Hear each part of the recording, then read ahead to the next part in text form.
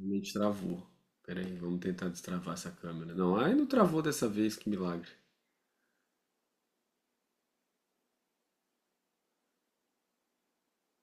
Bom, vamos lá então.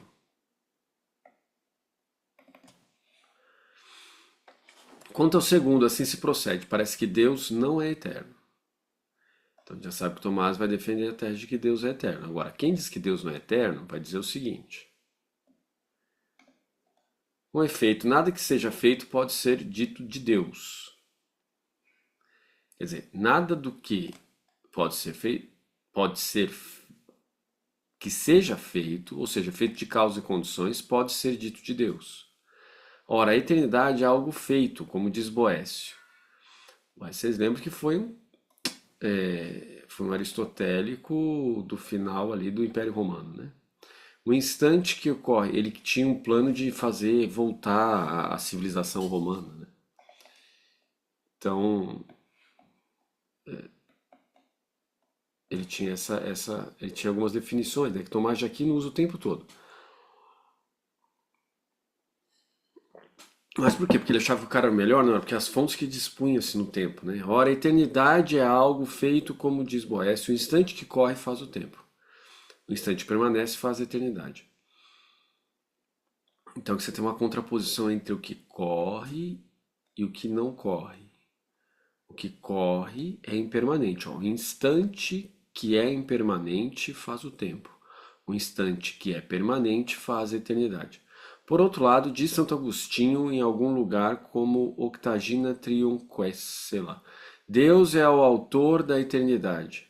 Logo, Deus não é eterno. Porque se Deus é o autor da eternidade, a eternidade é algo feito. Se é algo feito, é feito de causa e condições, portanto, Deus é eterno, mas a eternidade não é eterna. Deus é o autor da eternidade aqui, é uma analogia, né? Mas tudo bem, vamos continuar. Deus não é eterno, tá? Além disso, o que vem antes da eternidade e depois dela não é medido pela eternidade. O que vem antes da eternidade e depois dela, ou seja, o que vem antes da eternidade, o que vem depois dela, a gente poderia dizer o que vem antes seria o futuro, o que vem depois seria o passado, tendo como referencial a eternidade como presente, né? Mas aí você poderia variar essas posições também, mas daria tudo na mesma. Ora, de acordo com o livro das causas, Deus é anterior e posterior à eternidade. E segundo o livro do Êxodo, o Senhor reinará pela eternidade e além dela. É Gênesis 15, versículo 18. O Senhor reinará pela eternidade e além dela. Logo, ser eterno não convém a Deus. Quando a gente lê aqui, o Senhor reinará pela eternidade e além dela, significa que Deus está além de qualquer definição linguística. Por isso, pela eternidade e além dela. Alguém pode dizer assim, né, mas essa concepção de eternidade, de linguagem, não é próprio do livro do Êxodo. É difícil de dizer isso, hein? Porque a Gênesis, Gênesis, acho que capítulo 13, versículo 4, se não me engano é isso. Fala assim, eu sou aquele que é. A linguagem está lá. E me parece que eles têm uma forte noção, até melhor do que a nossa, dessa questão de que a linguagem não alcança a realidade em si. Bom, mas continuando. Deus é anterior e posterior à eternidade. Eu não sei bem o que isso quer dizer. Deus é anterior e posterior à eternidade, né? Anterior, tudo bem. Agora, posterior à eternidade, não entendo muito bem o que ele quer dizer com isso, mas beleza. Deu para entender que Deus está acima da eternidade, ok. Logo, ser eterno não convém a Deus, porque se Deus está acima, a eternidade tem que ser feita. É o mesmo argumento que está aqui, né? Mais ou menos assim, o mesmo argumento, muito próximo, pelo menos, daquilo que está entre um e dois. Ademais, a eternidade é uma certa medida. A eternidade é uma certa medida. Ora, não convém a Deus ser medido, logo não lhe cabe ser eterno. é, faz sentido, né? Ó, a eternidade é uma certa medida, certo? Ora, não convém a Deus ser medido. Porque Deus tem que escapar toda medida, porque a medida que a gente faz é ser uma medida das criaturas que são criadas, né? Então a gente consegue mensurar as coisas. A partir disso, logo não lhe cabe ser eterno. Bom, aí eu não sei. Por quê? Porque eu não sei se quando você atribui a gente atribui a questão de ser eterno a Deus, a gente está querendo dizer que ele tem uma unidade de medida, né? Porque eternidade não é medida, né? Eternidade é aquilo que não dá para mensurar de tempo, né? Quantos segundos tem uma eternidade? Sei lá, todos e nenhum, entendeu? Então, é complicado essa argumentação. Ah, existe algum tipo de erro aqui dentro, né? De categorias, né? Ademais, na eternidade não existe presente. Na eternidade não existe presente, nem passado, nem futuro. Mas ela é inteiramente simultânea, tá vendo? Então, ó, sempre nas primeiras frases de Tomás de Aquino, sempre tem uma afirmação correta. Depois ele começa a compreender. Ora, depois do ora que começa, né? Para falar de Deus, a Escritura emprega verbos no presente, no passado, no futuro. Logo, Deus não é eterno. É, faz sentido, né? Se a Bíblia é a palavra de Deus e se a palavra de Deus fala de Deus, logo, se tem presente, passado e futuro na hora que você fala de Deus, então Deus não é eterno, né? Ele tem que ter três tempos aí.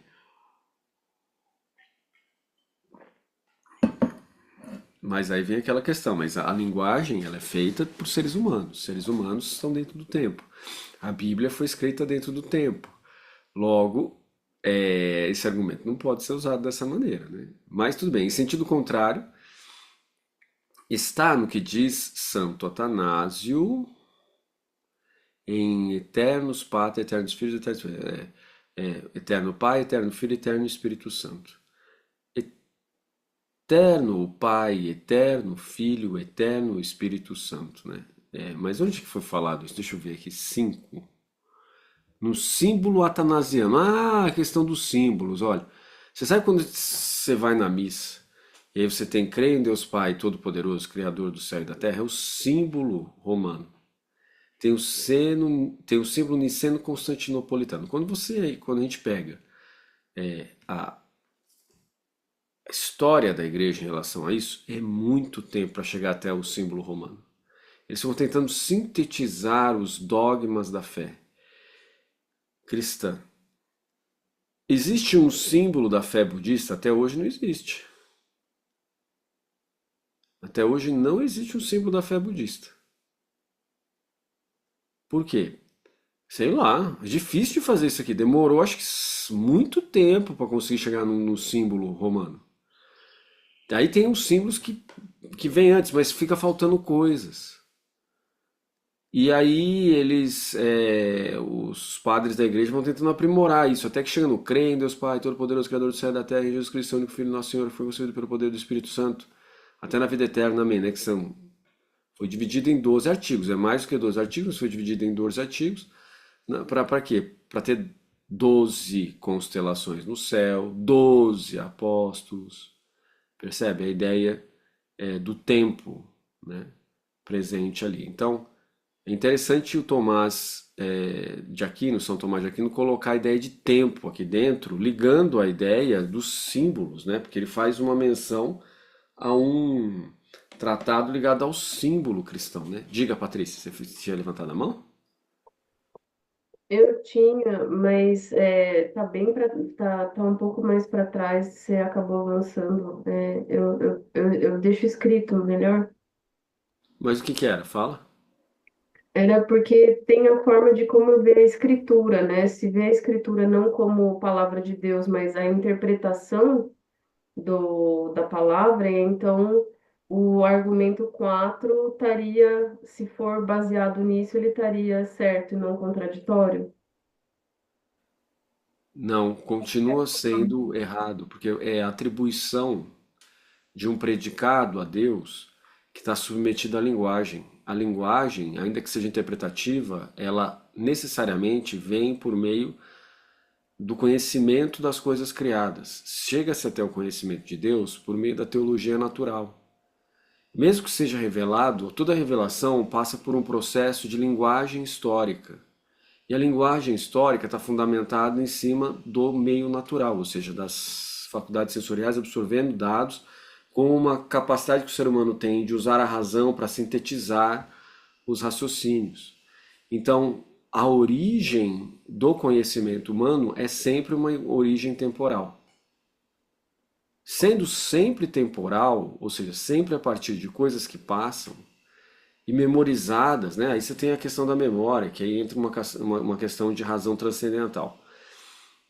Mas ainda assim, não existe razão transcendental sem o impacto direto do corpo. Então, isso difere o anjo do ser humano por isso. O anjo conhece sem a necessidade de faculdades sensoriais, só pela faculdade intelectiva. Seres humanos têm faculdade intelectiva e faculdade sensorial. Por isso, os seres humanos acabam tendo uma linguagem sempre atrelada a uma composição mais diretamente ligada ou relacionada à impermanência, a causas e condições. Enquanto o anjo teria uma linguagem bem menos atrelada a isso, porque não necessita o conhecimento do anjo das potências da faculdade sensorial. Pegou a ideia? Segui, obrigada. Então, aí então, continuando, nós temos aqui, ó, em sentido contrário, está o que diz Atanásio. Aí vem a resposta de Tomás de Aquino, respondo. A razão da eternidade corresponde à imutabilidade. Como a razão de tempo corresponde ao movimento. Então, ó, nós temos uma razão de eternidade. Perceberam? Razão de, ó. Ó. Razão de, ó. Razão de eternidade. Razão de tempo. Caso genitivo, né? Genitivo está sempre diz respeito à raiz, né? A razão de eternidade, razão de tempo. Então, eternidade e tempo são dois opostos, perceberam? A razão é aquilo que o ser humano capta e que também traz aquilo que é seguro no conhecimento sobre qualquer coisa. A razão de eternidade, a razão de tempo. A razão de se conecta à palavra grega logos, razão de. É sempre razão de algo, razão para algo, percebe? Sempre tem um caso dativo, ablativo aí dentro, através de. Então a razão de eternidade corresponde à imutabilidade, como a razão de tempo corresponde à mutabilidade. Se você não entende o que é movimento, é só pensar na mudança, tá vendo? Faz o par correspondente. Aqui, esses pares correspondentes que estão presentes diz respeito a pares de lógica. Logos, tá vendo? Lógica. Então, razão de eternidade corresponde à imutabilidade. Qual é a razão de existir uma eternidade? É porque existe algo que tem a qualidade de ser imutável. Qual é a razão de existir um movimento? É porque existe tempo. Ou seja, qual é a razão de existir a mutabilidade? A mudança é porque existe o tempo. Ou seja, eu podia dizer assim, qual é a razão da existência do movimento e do tempo? A impermanência. Qual é a razão da existência da imutabilidade e da eternidade? É a permanência, certo? Entenderam? Como está claro pelo exposto. Pegou, Nayara? Tá. Assim como Deus é o máximo imutável, cabe-lhe também ser o máximo eterno. Mas por que cabe a Deus ser o máximo? O máximo. Porque. Onde está o Max para mim ficar zoando ele? O Max não está aqui. Como Deus é ao máximo imutável, porque Deus é o bem supremo. Deus é o bem último. Deus é a finalidade última. Então Deus é o bem máximo. Então Deus é ao máximo imutável, cabe-lhe também ser ao máximo eterno. É um par lógico de novo, tá vendo? É um par lógico, consequencial, né? Se é o máximo imutável, nós necessariamente é o máximo eterno. E não somente é eterno, mas ele é sua eternidade. Como é que eu sei que Deus é a sua eternidade? Você pode falar assim, não concordo. É que em Deus é ato puro. Deus não tem ato e potência, nem potência e ato, né? Deus não tem nenhuma possibilidade de ser alguma coisa. Deus sempre é tudo aquilo que é, ele é e é aquilo que ele é. Então ele é o objeto e é o sujeito. Por quê? Porque Deus não tem a separabilidade, ele não é predicado, ele não é predicativo. Deus não tem potência e ato, ele não tem uma passagem. Eu não posso dizer Deus tem atributos.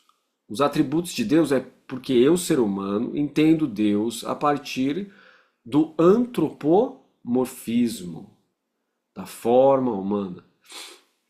Deus não é antropos, ele não é, em grego, né, antropos, homem, ele não é humano, não é mulher, não é homem, não é trans, humano. O que é Deus então? Deus é Deus. Então em Deus todos os atributos correspondem ao sujeito. E tudo que é do sujeito corresponde ao atributo diretamente, sem o verbo de ligação. Quando a gente fala assim, Deus é eterno, dá a ideia de que tem uma qualidade de um lado e que o sujeito está do outro, né? Mas em Deus, como sendo Deus, como Deus é ato puro, tudo corresponde a um único instante em Deus. Então, não tem essa separação. Por isso, e não somente é eterno, mas ele é a sua eternidade. A qualidade de Deus, na gente não. Porque a gente tem substância e acidente. Em Deus corresponde substância e acidente. Ou seja, é coincidente. Ora, sendo coincidente, todos os atributos de Deus coincidem ao próprio Deus. Na gente não é assim. A gente tem cabelo, tem olho, tem ouvido. E se arrancar um cabelo, um olho, um ouvido, você continua vivendo. Em Deus não tem essa separabilidade. Não há nenhuma possibilidade de separação. Certo? Pegaram a ideia? Então, ao passo que nenhuma outra coisa é sua própria duração, não sendo seu ser. Deus, ao contrário, é seu ser uniforme. Uniforme quer dizer uma única forma. Não dá para separar nada de Deus. Eis porque, como é sua essência, é também sua eternidade. Aquilo que eu explico para vocês, é a inseparabilidade dos atributos divinos. Não tem. A gente fala assim, os atributos divinos são Deus é eterno, Deus é imutável, Deus é essência, Deus é ato, Deus... mas é nossa linguagem, né? Deus supera toda a nossa linguagem. Por mais que a gente fale, não, é por uma série de mecanismos humanos de entendimento. Então Deus vai muito além disso. É uma questão de postulação lógica. Se não fosse assim, Deus não seria de outro modo. Né? Ou seja, Deus seria criatura. Né? Então, se Deus fosse de outro modo, Deus seria criatura. Deus não pode ser de outro modo a não ser Deus mesmo. Quem é como Deus? Ninguém. Quanto ao primeiro, portanto, deve-se dizer... Peraí, ninguém é como Deus? Não. Não, mas e se existirem deuses? Se existirem deuses, eles foram criados por Deus. Mas aí seriam anjos. Seriam espíritos, você quer dizer? Espíritos seletivos?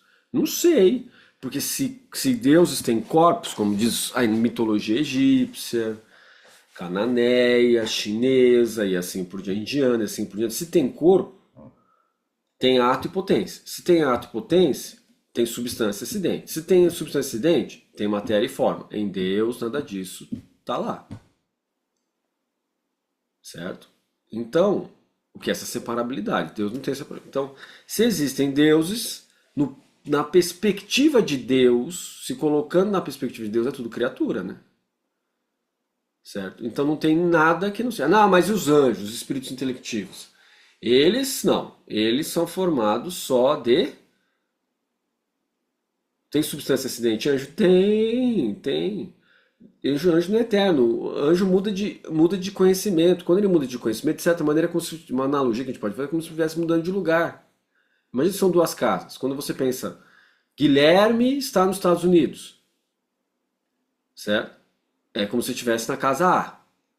E aí quando você pensa, Guilherme está no Brasil, é como se estivesse na casa B. Você mudou de lugar. Por quê? Porque você fez uma afirmação de um lado, fez uma afirmação do outro lado, que uma afirmação não é a mesma que a outra. Então o anjo muda de lugar, em Deus não. Deus não tem mudança de lugar. Mas não corresponde à Bíblia, porque Jesus... Mas daí não estamos falando de outra coisa, né? Daí não estamos falando de Jesus, e Jesus está dentro do templo. O que é o mais interessante, o que é central na fé cristã, é justamente Deus se fazendo ser humano. Não é um Deus se fazendo ser humano. Porque se a gente for considerar um Deus se fazendo ser humano, nós temos diversos exemplos da cultura grega e de diversos outros lugares, de outras mitologias, de outras religiões do mundo, dizendo a mesma coisa, que Deus se faz em pessoas. Né? Então, é interessante? Não, por quê? Porque eles vêm com as paixões deles, com os problemas que eles têm, etc. Né? Ciúmes, inveja, orgulho, ódio, raiva, etc. Eles se fazem seres humanos, mas eles continuam. Quando se fala de o Deus eterno, o Deus imutável, se faz mutável, se faz mortal dentro da história humana para resgatar os seres humanos das suas doenças, das suas, vamos dizer assim, dos seus vícios e etc. A gente está falando de outra coisa. É por isso que a mensagem cristã tem esse poder tão enraizado em uma transformação do ser humano. Por quê? Porque é Deus, o eterno, o imutável, que em razão do seu amor para com os seres humanos se mostra como ser humano dentro da história do ser humano, mas não se mostra como se fosse um teatro. Ele assume o corpo na fé cristã, na Virgem Maria, que lhe confere o corpo. Portanto, Maria e Jesus são inseparáveis. Né? Certo? Por quê? Porque é o corpo dele, o corpo de Cristo, é recebido a partir de Maria. Né? Então nós temos aí uma questão de fusão entre naturezas humana e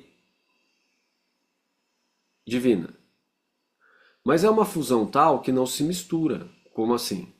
Há uma fusão na pessoa humana, mas não há uma mistura entre divino e humano. Porque se houvesse mistura entre divino e humano, você teria uma terceira coisa ainda. E aí não dá, né? Por quê? Porque daí o que é essa terceira coisa aí, né? Então existe o humano de um lado, o divino do outro, e algo que conecta os dois que é uma função. Uma função, certo? Não é uma natureza. Aí você pode entender o seu próprio eu, por exemplo, né? O eu que a gente possui é uma função das diversas faculdades sensoriais que nós temos, combinado com a nossa faculdade intelectiva. De acordo com a fé cristã, estou falando fé cristã, estou falando fé católica, estou falando fé cristã. Jesus retorna e aí nós recebemos o nosso corpo novamente. Por quê? Porque a alma não morre.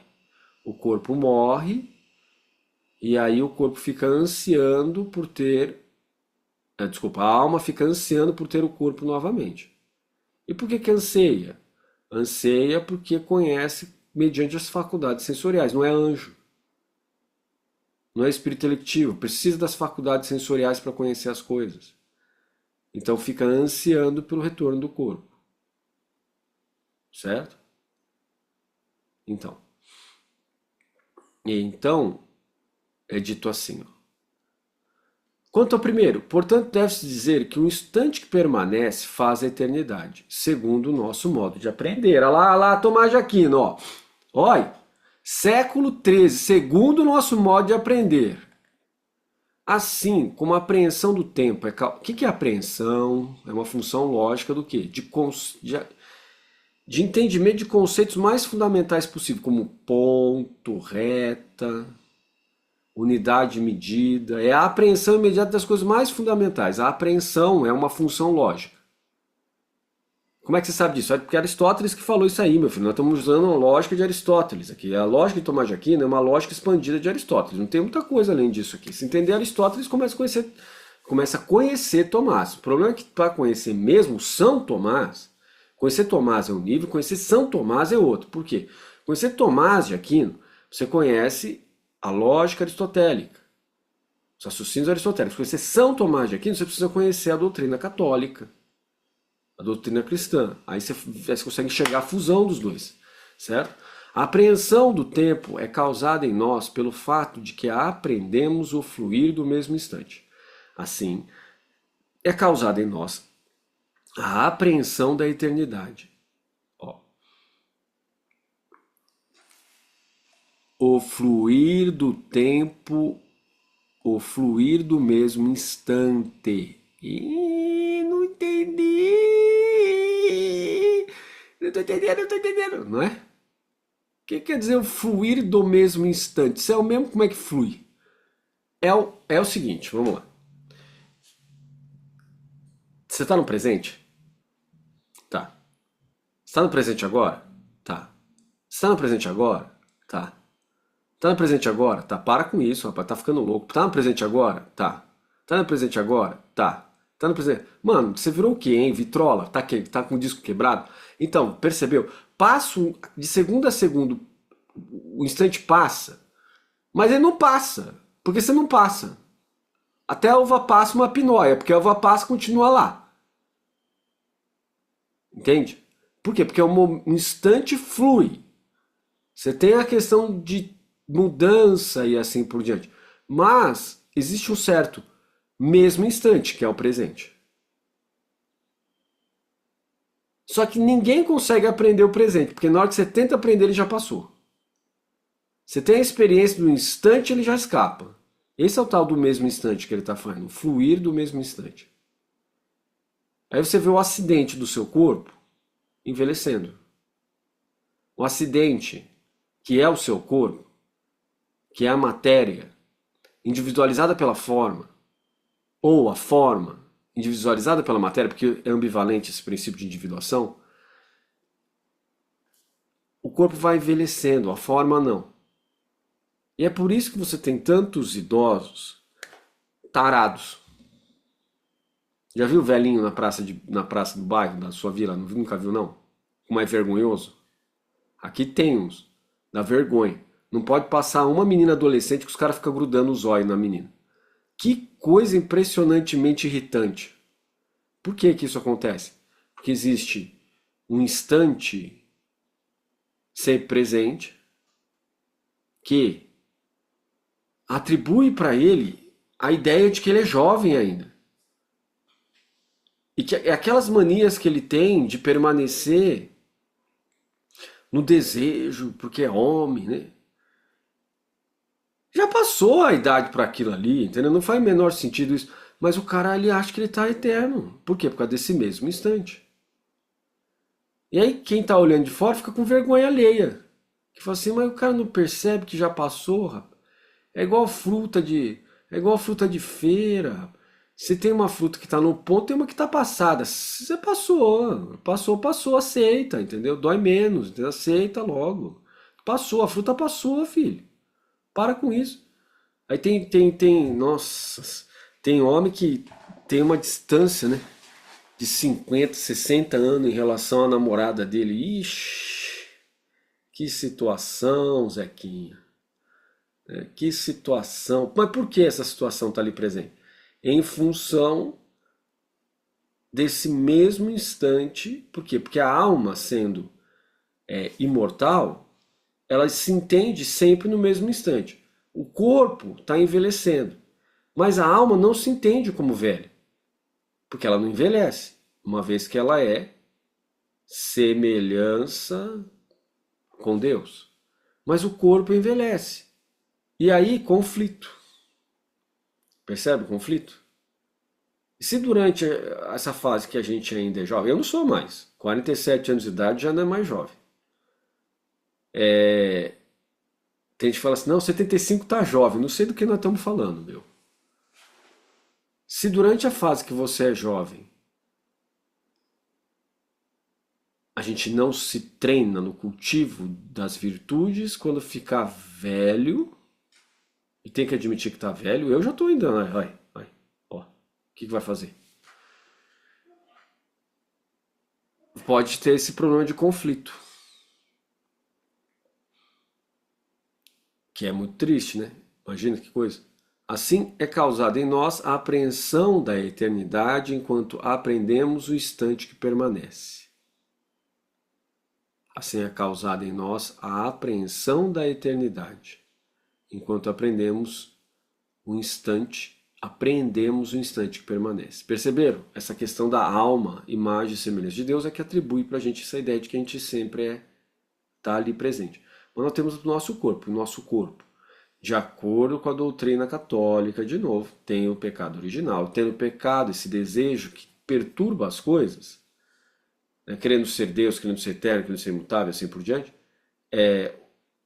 faz com que a gente envelheça, degenera a gente, né? E aí vem a questão da salvação em Cristo, né? Que atribui para o ser humano a ideia de que pela fé é possível, inclusive, ressuscitar esse corpo aqui, esse seu corpo aí. Que hoje a gente tem muito orgulho do nosso corpo, mas um dia o envelhecimento vai acabar com ele, depois a morte vai levar. Então esse orgulho que a gente tem do nosso corpo quando a gente é jovem, a gente tem que usar o tempo para compreender que o envelhecimento chega, que não dá para reter nada. Pensando dessa maneira, a gente tem que se acostumar com o fato de que a gente está envelhecendo. Para que a gente, quando fique idoso, não fique em conflito. Não fique sentado na praça olhando meninas que poderiam ser bisneta da gente, com aquele olhar de predador sexual, né? Que dá medo. Você fala assim, nossa, o que está acontecendo aqui? Né? Então, é cruel, né? Então, cruel porque a gente precisa se treinar, precisa cultivar um caminho que leva a gente para um lado de virtudes, né? Assim é causada em nós a apreensão da eternidade enquanto aprendemos o instante que permanece. Quanto ao que diz Agostinho, que Deus é o autor da eternidade, entende-se de uma eternidade participada, pois do modo como Deus comunica sua eternidade a alguns, assim lhes comunica sua imutabilidade. Eu não sei muito bem que ele quer comunica sua eternidade a alguns. Talvez ele esteja falando daqueles que têm fé em Cristo. Não sei muito bem o que ele quer dizer. Assim lhes comunica sua imutabilidade. Então, Tomás de Aquino, assim como Agostinho, dizem que para alguns, provavelmente aqueles que têm fé e que são salvos, Deus comunica a sua eternidade, a sua imutabilidade por meio de uma graça superveniente que não faz parte da natureza humana e que aí sustentaria o ser humano na eternidade e na imutabilidade. Né? Quanto ao segundo, pelo exposto fica clara a resposta. Com efeito, diz que Deus existe antes da eternidade enquanto é participado pelas substâncias imateriais. Pois nesse mesmo livro está escrito que a inteligência se iguala à eternidade. Viu lá? O ser humano é feito à imagem e semelhança de Deus. Por quê? Porque possui em si a vontade e o intelecto. E a alma racional é a semelhança. Então, a imagem de Deus seria a eternidade. Por quê? Porque tem o intelecto, tem a vontade, que são atributos de Deus. Certo? Imagem e semelhança. Imagem são dois. Semelhança seria a alma racional. Mais ou menos por aí, tá bom? Pra gente entender agora. É mais complexo do que isso, mas com uma noção geral agora fica interessante. Vamos ver aqui, ó. A inteligência se iguala à eternidade. Atributo da alma racional, né? Vamos ver. A inteligência aqui é tomada no sentido no qual, na Idade Média, esta palavra designava substâncias imateriais, as formas puras, que a teologia chama de anjos. Formas puras, por que forma pura? Porque prescinde da materialidade. Pode assumir o anjo materialidade? Pode, se ele quiser. Então o anjo pode aparecer para a gente na forma material? Pode. Ele pode ter órgãos, até pode formar órgãos, mas ele necessita deles? Não.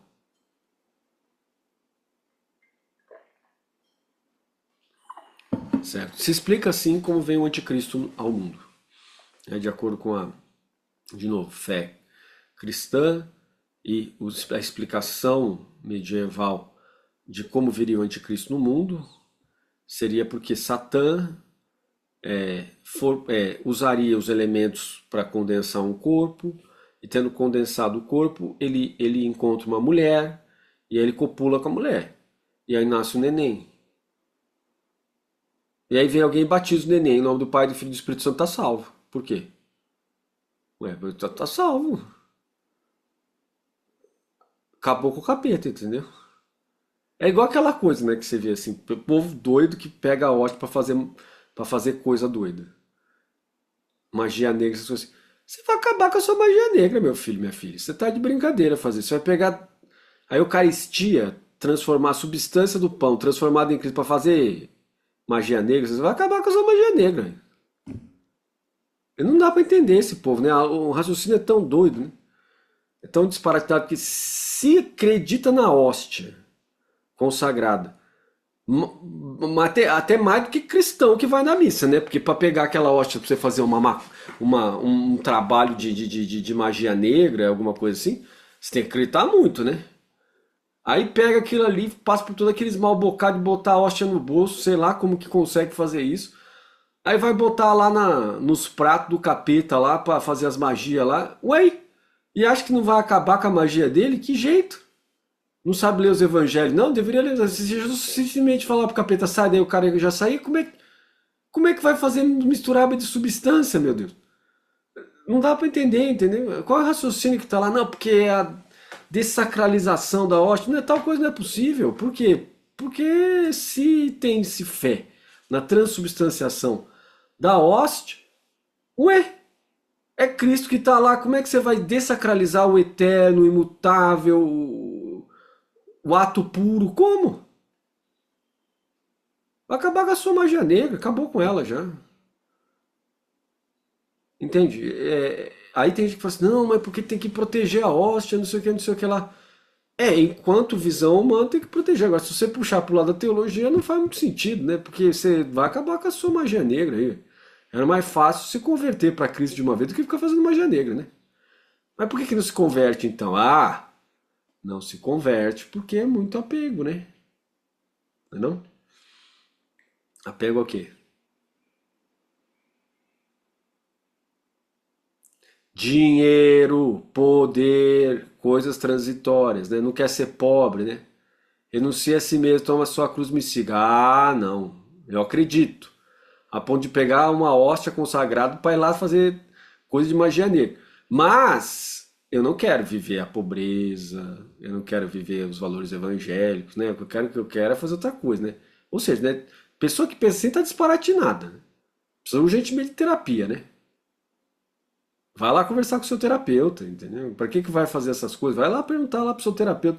Ô, tem alguma coisa errada acontecendo comigo. Eu creio muito em Jesus, só não quero carregar aí comigo a ideia da sesse, da transformação interior necessária por acreditar em Cristo, né? Então aí eu quero fazer um pacto com o inimigo de Cristo, porque é aquela ideia maniqueísta tonta. Ah, se Jesus gosta da pobreza, o capeta deve gostar da riqueza. Não, o capeta quer arrebentar você de qualquer jeito. Como é que o capeta vai te ajudar? O quê? Tá de brincadeira, né? Bom, mas continuando. Quanto ao texto do Êxodo, o Senhor reinará pela eternidade e além dela. É preciso saber que a eternidade aqui se toma por século, como se encontra em outra versão. Assim Deus reinará além da eternidade, porque dura além de qualquer século. Olha lá, ele respondendo a nossa dúvida. Isto é, além de qualquer duração determinada, pois os séculos são apenas um período de alguma coisa, segundo se diz no livro sobre o céu. Aí nós estamos usando, se não me engano, é Aristóteles, né? De cello é o 7 aqui, é Aristóteles. Lembrando que, de acordo com a metafísica de Aristóteles, os planetas e estrelas eram substâncias eternas, separadas. Por quê? Porque você olhava lá e não via mudança. Hoje, de acordo com a astronomia, assim por diante, a gente sabe que aquilo ali tudo está sob impermanência, muda, né? Diga, Nayara. Eu não consegui entender direito, mas no documentário do ar, você falou que aparece a inteligência que ele falou que são os anjos, né? Aí ele fala que está além, antes da eternidade, que a inteligência é a eternidade e Deus está antes da eternidade. Então, é antes do anjo? Como se ele criasse o anjo? Eu não entendi esse negócio. Que ele fala, Deus existe antes da Ô eternidade. menina, deixa eu falar uma coisa. Deus é criador de todas as coisas, sim ou não? Sim, Tá, se ele é o criador de todas as coisas, ele tem que estar antes de qualquer criação, sim ou não? sim, Deus criou o tempo, sim ou não? sim. O anjo está dentro ou fora do tempo? Dentro. Então respondido está a sua pergunta. Tá bom. Eu só queria saber se quem Pegou ou disse não? que era o Pegou ou não? anjo. Entendeu? Entendeu ou não? Eu achei que eu tinha entendido errado, mas tá bom, entendi. Obrigada. Então, Deus fez, Deus fez todas as coisas a partir do tempo, né? Então, lembra que eu falei para você? Uma pergunta: anjo morre ou não? Ai, não sei. Acho que não, né? Não sei. Se tá no tempo, ele tem que morrer. Não sei. Sei lá. Não, anjo não morre. Porque anjo não tem o quê? Falta uma coisa para ele morrer, né? Qual que falta? Corpo, matéria. Exatamente. Porque anjo não tem corpo, ele não morre. Aí você não pode confundir com a visão budista da coisa. Nos budistas, a cosmologia budista, assim como outras cosmologias, como cosmologia chinesa e assim por diante, os deuses morrem, certo? Se na sua jaquinha tá fazendo jaquinha, você tá fazendo o paralelo entre deuses indianos, deuses chineses, deuses australianos, deuses guaranis, aí esses aí morrem.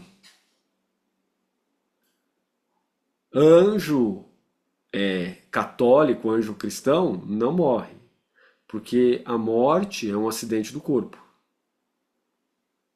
Como o anjo não tem corpo, no seu estado natural, na sua natureza própria, ele não morre. Certo? Pegou a ideia? Então a morte é sempre uma questão de corpo. Agora vem outra pergunta. E o animal? Macaco, polvo, baleia, que tem um intelecto, boto cor-de-rosa, que tem intelecto, como que fica? Peixe também tem intelecto, cachorro também tem intelecto, depende, né? Gato também tem, papagaio também tem. E agora?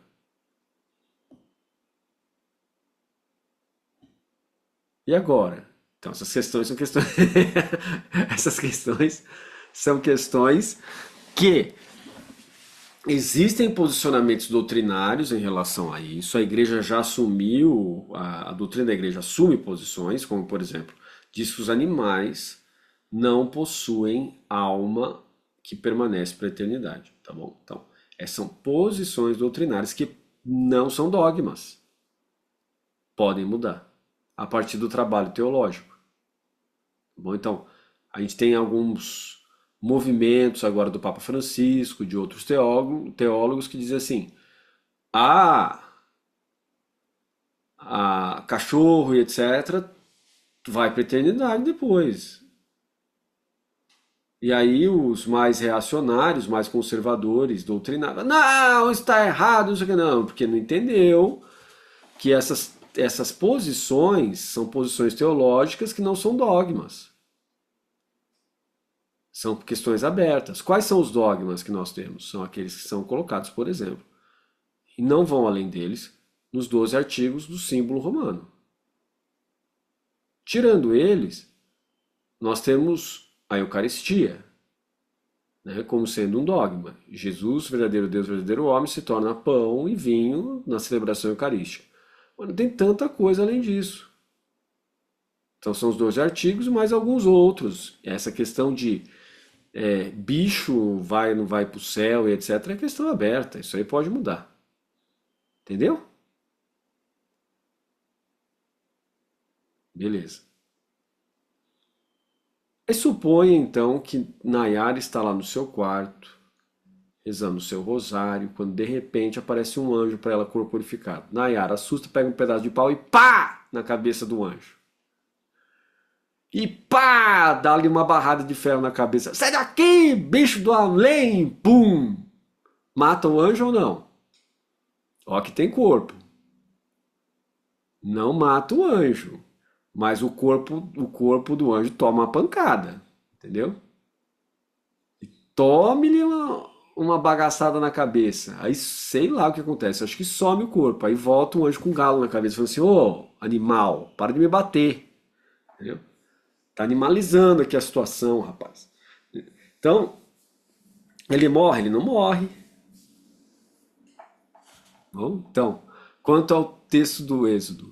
O Senhor reinará pela eternidade além dela. É preciso saber que a eternidade aqui se torna por século, como se encontra em outra versão.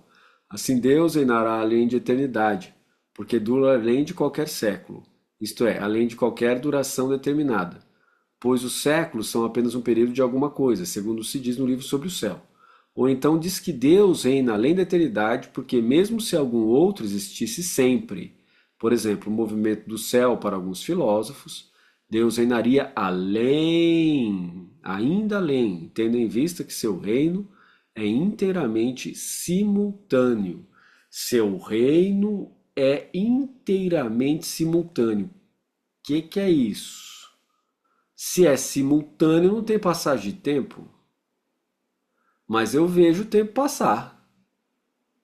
Então, Deus governa todas as coisas sem tempo, Guilherme. Sem tempo. Deus governa todas as coisas para além e estando fora do tempo.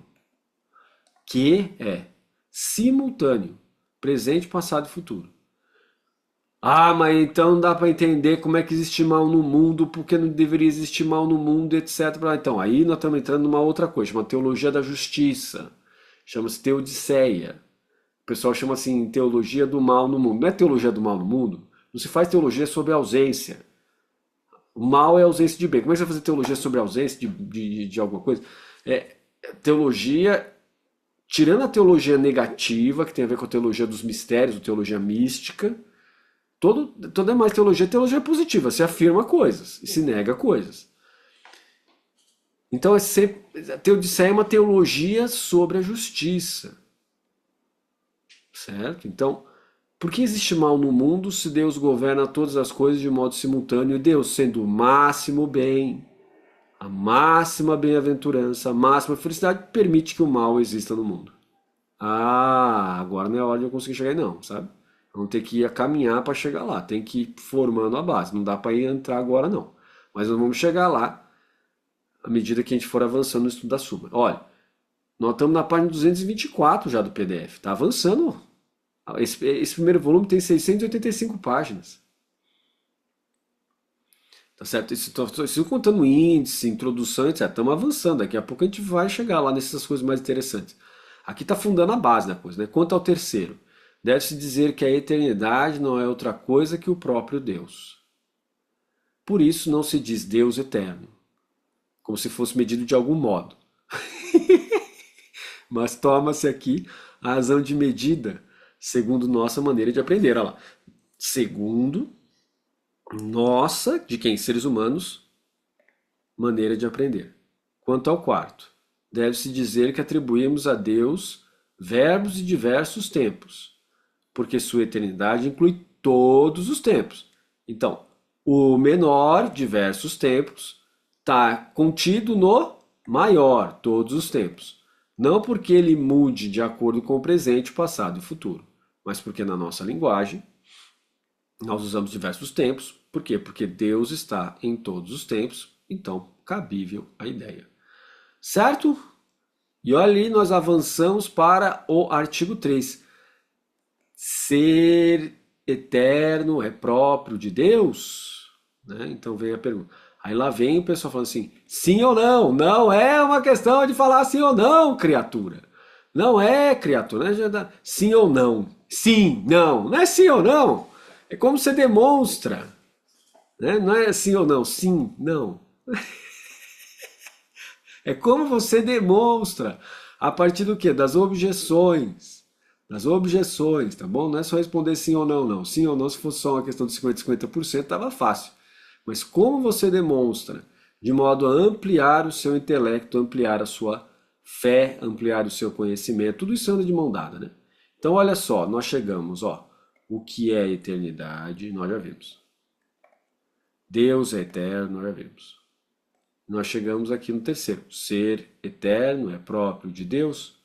Então, olha, amanhã, quarta, quinta, sexta, sábado, terminamos essa questão 10. Quarta, quinta, amanhã. Quarta, quinta, sexta, sábado. Sábado nós terminamos a questão 10. Aí a Nayara tá falando, mas sábado não tem aula, professor. Mas vai ter. Mas vai ter, sabe por quê? Sabe por quê? Porque eu não vou aguentar. Eu não vou aguentar esperar até segunda-feira para terminar isso, não. Eu tenho ansiedade. Tenho ansiedade. Tá bom? Beleza? Então tá bom. Até amanhã. Tchau. Fotinha. Nossa, fotinho, pera, fotinho. Deixa eu dar stop share. Pronto. Fotinha. Quem vai tirar foto?